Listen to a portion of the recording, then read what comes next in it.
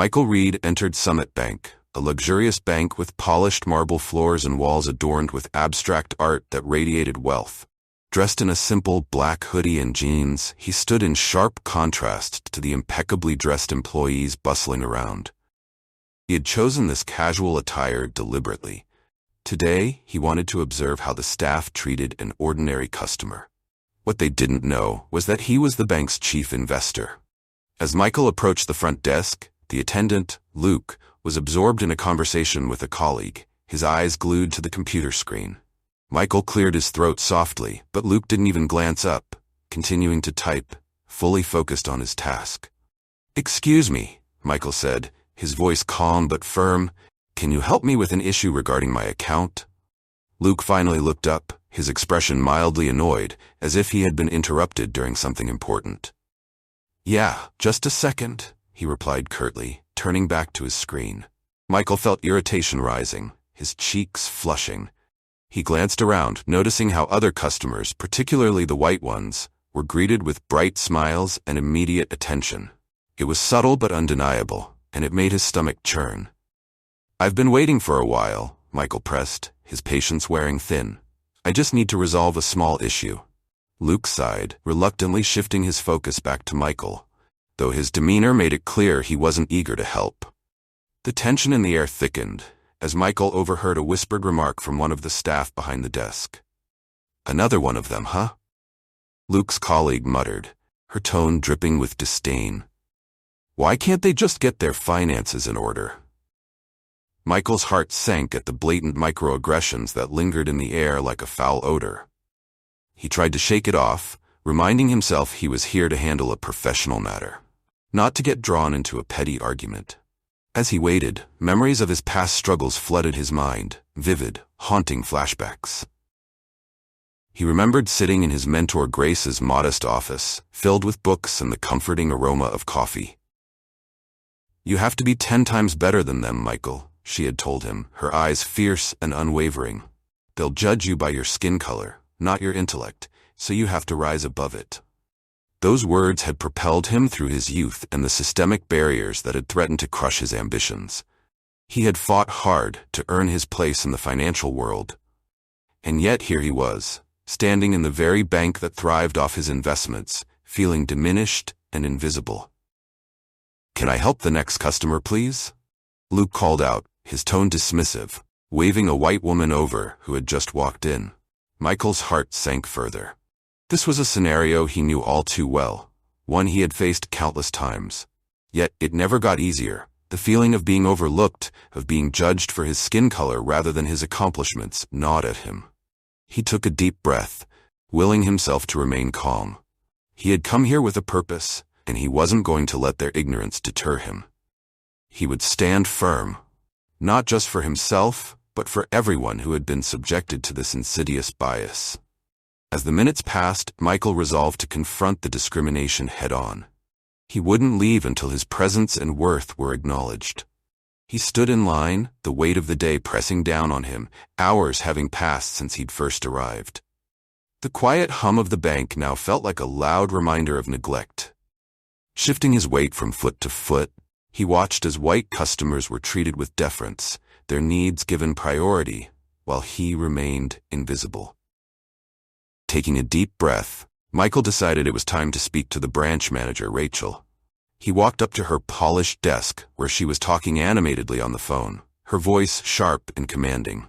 As he waited for her to finish, he overheard her speaking dismissively. "I don't have time for small issues right now.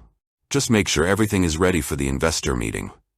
She seemed completely unaware of the man standing before her. Finally, Rachel hung up and glanced at him, her expression one of mild annoyance. "Can I help you?" she asked, her voice dripping with condescension. "Actually, I've been waiting quite a while for help with my account," Michael replied, keeping his tone calm despite the frustration simmering inside him. Rachel barely glanced at her screen. "I'm a bit busy right now. If you can wait, someone will assist you shortly," she said, turning back to her computer and dismissing him, as if he were just another insignificant customer. "Excuse me, but I've been waiting for over an hour," Michael pressed, his voice now firmer. I think I deserve a little more attention than that. Look, I understand you're frustrated. Rachel shot back, irritation clear in her tone. But there are procedures. I can't just drop everything for every customer. Please be patient. Michael's heart raced with indignation. He took a step back, realizing that despite his achievements, he was nothing more than a nuisance in her eyes. The microaggressions he'd endured throughout his life flooded his mind, each one a tiny pinprick to his consciousness. He had worked tirelessly to build his wealth and status, yet here he was, stripped of his dignity, in a place that should have shown him respect. As Rachel hurried off to her meeting, Michael was left standing alone, grappling with a deep sense of helplessness. Just then, Luke, the attendant, approached, his expression a mix of sympathy and discomfort. I'm really sorry about the wait. I can help you now if you'd like, he offered, trying to bridge the gap between them. Michael hesitated. It's not just about the wait, he said, looking Luke in the eyes. It's how I've been treated since I walked in here. There's a culture of disrespect that's hard to ignore. Luke shifted uncomfortably. I get that, he admitted quietly. I've noticed how some customers are treated differently, and it's really not right. I wish I could do more. Why don't you? Michael challenged, his brow furrowing. You have a choice every day, to treat people equally, regardless of their appearance or background. The words hung in the air between them, and Luke's expression became thoughtful, as if seeds of doubt about the bank's culture were starting to take root. You're right, he said slowly, almost to himself. I need to think about that. Before Michael could respond, Rachel returned, her expression hardening as she saw Luke and Michael in deep conversation. Luke, stop wasting time. We have important matters to attend to, she snapped, her tone laced with impatience. Luke's shoulders sagged, torn between his manager's authority and his growing awareness of his conscience. Michael observed this, feeling a sense of determination rise within him. He wouldn't let this moment slip by without making his voice heard. He was here to demand respect. Not just for himself, but for everyone who'd been marginalized in this very bank. Standing tall, his heart pounding, Michael approached Rachel's desk, his resolve igniting a fire inside him. The bank's sleek interior, with its polished marble floors and sterile white walls, suddenly felt oppressive. He cleared his throat, drawing Rachel's attention. She looked up from her tablet, her face showing a mix of annoyance and disinterest. Can I help you? She asked curtly, tapping her stylus on the screen.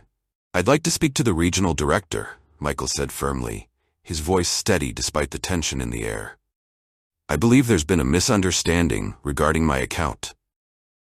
Rachel rolled her eyes, her patience clearly wearing thin. I'm busy right now. If you could just wait a moment.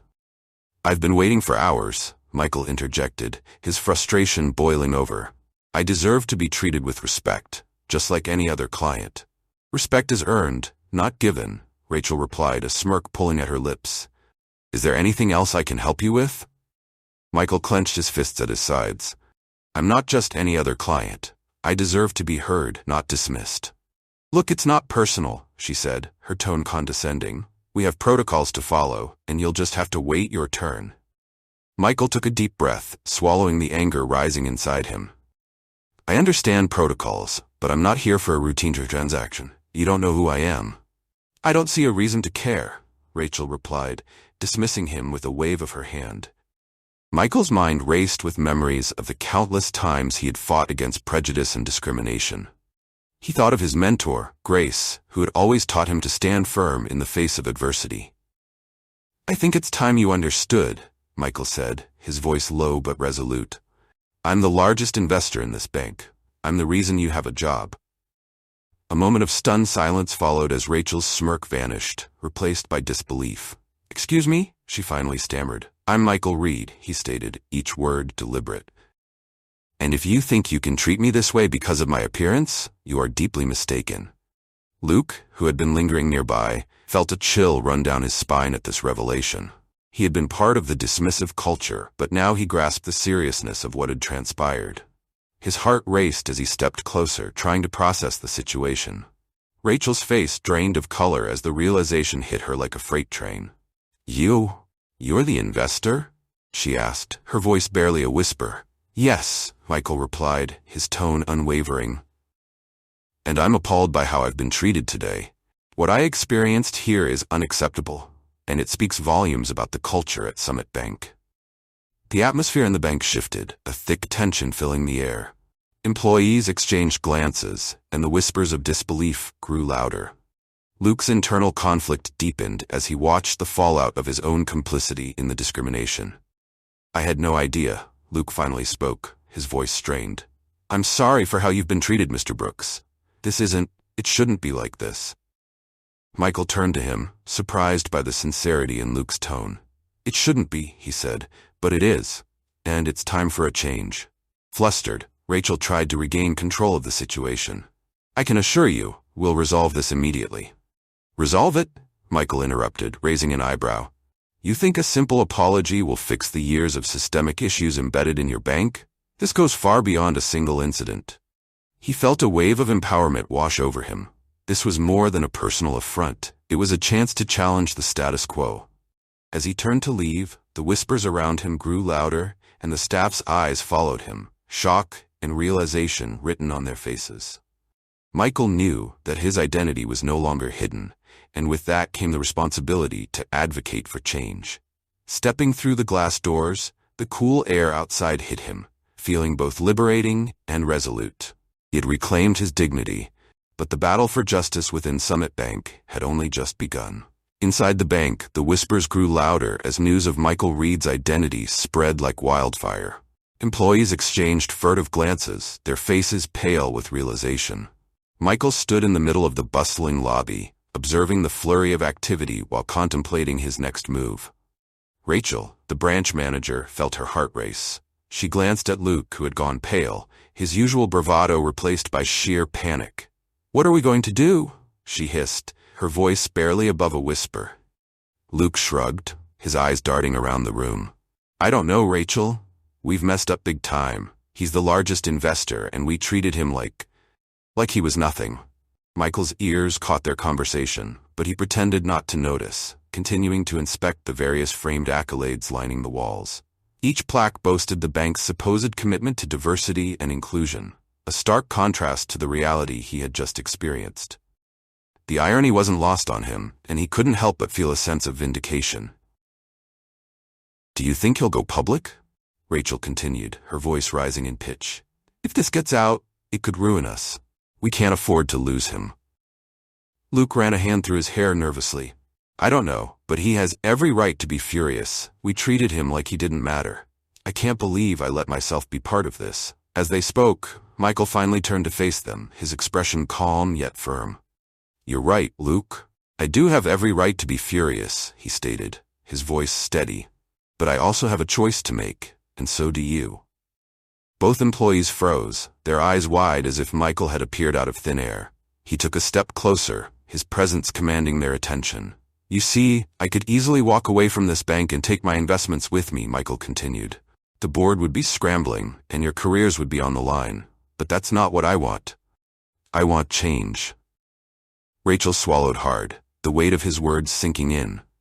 Change, she echoed, her voice trembling. What do you mean? I want to see real reforms, Michael replied, his tone unwavering. I want to make sure no one else has to go through what I did. This isn't just about me, it's about every person you employ and serve. It's about holding yourselves accountable. Luke looked between Michael and Rachel, the internal conflict clear on his face. We can work on that, he stammered. We can do better. Can you? Michael challenged, crossing his arms. Because it's going to take more than just promises. It's going to require a shift in your entire culture. You need to ask yourselves if you're truly committed to inclusivity or if it's just a facade. The tension in the air thickened as Rachel and Luke exchanged glances, the reality of their situation settling in. We'll do whatever it takes, Rachel finally said, her voice gaining some strength. I promise you that. Michael nodded, satisfied but still cautious. Words mean little without action. I'll be watching closely. Just then, the sound of cameras clicking interrupted their tense conversation. A small group of reporters had gathered outside, eager to capture the fallout from the incident. Michael felt a rush of adrenaline surge through him. The media's interest could either amplify his message or become a distraction. As he turned to face the cameras, he felt the weight of responsibility settle on his shoulders. He had the power to demand change, but he also needed to navigate the chaos that could follow. "This isn't just about one bad experience," he began, addressing the crowd. "This is about a systemic issue that affects countless individuals who walk through these doors every day. The bank must be a safe space for everyone." Luke shifted uncomfortably, glancing at Rachel, who stood rigid, her face showing concern. They were now trapped in a situation of their own making, and the stakes had never been higher. As the reporter's questions started flying, Michael found himself at a crossroads. He could use this moment to shed light on the bank's toxic culture, or retreat into anonymity, letting the bank sweep the incident under the rug. The choice was clear, and a surge of determination welled up inside him. He would not be silenced, nor would he back down. Michael resolved to use his influence not just for himself but for all those who had been marginalized. He would ensure the bank faced its prejudices head-on, and if Rachel and Luke were genuinely committed to change, they would stand with him. The path ahead was filled with challenges, but for the first time he felt a sense of hope. As the scandal surrounding Summit Bank unfolded, the atmosphere in the bank shifted dramatically. Michael Reed, once an anonymous face in the crowd, was now the center of attention.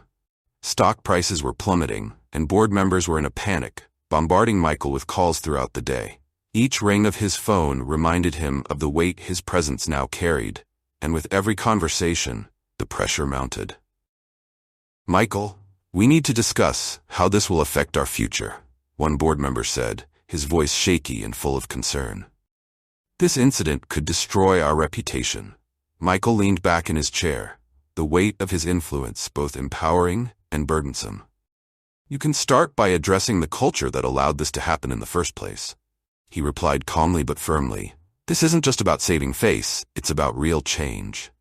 Meanwhile, Luke, the bank attendant who had initially dismissed Michael, was struggling with guilt. Watching the fallout from his actions gnawed at him, and he felt compelled to confront Rachel. He found her in her office, her brow furrowed as she frantically typed emails, likely trying to distance herself from the chaos. "Can we talk?" Luke said, entering without waiting for an invitation. Rachel looked up, irritation flashing across her face. "Not now, Luke. I have too much on my plate." "You don't get it, do you?" Luke pressed, his voice rising slightly. "This isn't just about us. You were rude and dismissive to him, and now look at what's happening. We're going to pay for this." Rachel scoffed, rolling her eyes. "He's just a client. I had bigger issues to handle. You're overreacting." "Overreacting?" Luke shot back, his frustration boiling over. "He's not just a client. He's our biggest investor. You treated him like he was invisible, and now we're facing the consequences. People's livelihoods are on the line because of your arrogance." A tense silence filled the room as Rachel's face flushed with embarrassment. "I didn't know who he was. How was I supposed to know?" Luke took a deep breath, trying to control his rising anger. "That's exactly the point, Rachel. You didn't bother to find out. You judged him based on his appearance and made assumptions. This isn't just a mistake. It's a pattern, and it needs to stop." As Luke's words hung in the air, Rachel's defensiveness began to crack. "I didn't mean to," she started, but her voice trailed off, the realization of her behavior sinking in. "Maybe you should take a long look in the mirror," Luke said quietly, disappointment lacing his voice. "Because the way you treat people reflects on all of us. We're losing more than just money. This is about trust." Meanwhile, Michael was in the conference room, surrounded by board members desperately trying to devise a plan to salvage their reputation. Their faces were a mix of fear and disbelief as they discussed the potential fallout from the incident. "Michael, we need your input," one of the senior executives said, his voice shaky. "What can we do to fix this?" Michael paused, carefully considering his response. "It's simple, really," he began, his voice steady. "You need to take responsibility, acknowledge what happened, and then commit to real change. No more token diversity training. I want to see a complete overhaul of how you treat clients and employees alike." The room fell silent, the weight of his words hanging in the air.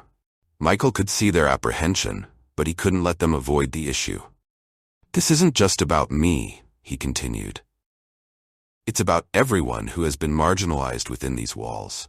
If you want to restore your credibility, you need to show that you can learn and grow from this experience." As the board members nodded in agreement, Michael felt a flicker of hope. Perhaps this incident could lead to something more significant than just restoring his dignity. Maybe it could pave the way for a new culture within Summit Bank, one that was inclusive, respectful, and most importantly, accountable. In that moment, Michael realized that while the road ahead would be difficult, he was prepared to lead the charge for change. He was determined to ensure that his experience and the experiences of countless others would not be in vain.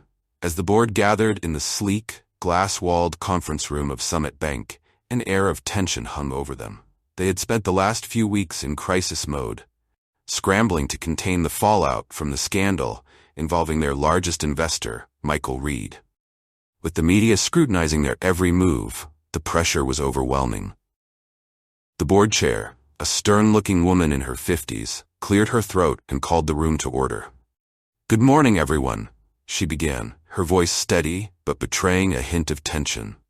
"We are here to discuss the changes necessary to restore trust in our organization and address the significant issues that have come to light regarding our company culture." Michael sat at the head of the table, an unexpected but welcome presence. Dressed in a crisp navy suit, he exuded confidence and authority. He had made it clear he would not be a passive observer in this process. "I appreciate the opportunity to speak today," he said, his tone firm yet measured. "I believe it's crucial that we not only address the immediate fallout, but also lay the groundwork for long-term change." The room fell silent, the board members shifting uncomfortably in their seats, eager to hear what Michael had to say.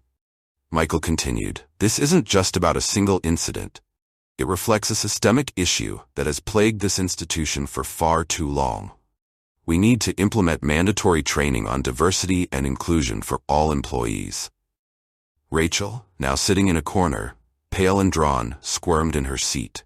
She had already been informed of her impending termination, but hearing Michael speak so passionately about the need for change only deepened her sense of humiliation. The very foundation of her career was crumbling, and she was powerless to stop it. "Michael, I understand your concerns," one of the board members interjected, a man in his 40s with glasses sliding down his nose. "But how do we ensure that this training translates into real change? We've had programs in place before, and they've done little to shift the culture." Michael leaned forward, locking eyes with the man. "It starts with accountability. Each department needs clear goals and metrics for diversity. Furthermore, we must ensure that those who fail to meet these standards face consequences. It's about fostering an environment where everyone feels valued and respected." The discussion continued, with Michael providing detailed recommendations on how to create a more inclusive workplace. As he spoke, the board members began to nod in agreement, realizing the depth of his insight and the necessity of his proposals. Meanwhile, the investigation into Rachel's conduct had reached its conclusion. The board had presented her with undeniable evidence of her discriminatory practices, and the decision to terminate her was swift and decisive. In her final meeting with the board, she felt the weight of her actions crashing down on her.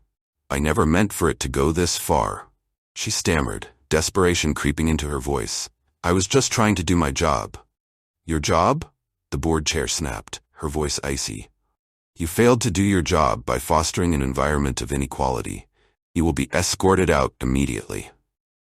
As Rachel left the building, her life in shambles, Luke sat in his cubicle, grappling with his own choices. He had watched the events unfold with increasing unease and guilt. The atmosphere in the bank had become stifling, and he had become painfully aware of his own complicity in the toxic culture. In a moment of clarity, he realized he could no longer be part of this environment. After much contemplation, he approached Michael the next day. "I need to talk to you," Luke said quietly. "I want to apologize for how I treated you. I've been reflecting on my actions and the systemic issues we've ignored in this place." Michael looked up from his paperwork, surprised but intrigued. "I appreciate your honesty, Luke. It takes courage to confront our shortcomings." I want to make a difference, Luke continued, determination replacing his earlier hesitance. I'm planning to leave the bank and pursue a career focused on social justice. I want to help create real change. Michael smiled, a sense of hope stirring within him. That's commendable, Luke. We need more people willing to stand up and fight against injustice. As Luke left Summit Bank behind, Michael reflected on his own journey. He had faced humiliation and discrimination, yet he had managed to reclaim his dignity and initiate meaningful change within the institution.